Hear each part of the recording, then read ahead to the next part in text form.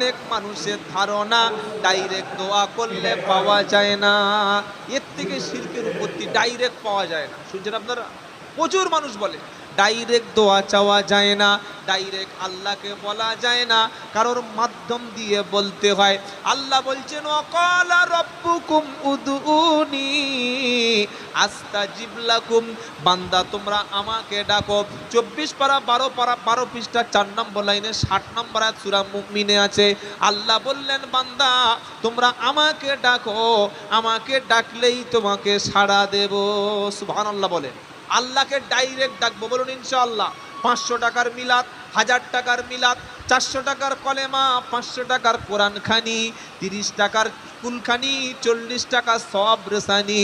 নিজে কাঁদে না, নিজে বলে না, নিজে দোয়া করে না, যা কিছু করায় লোকেদের দিয়ে করায়, এটা কিন্তু সুন্নাত তরিকা না।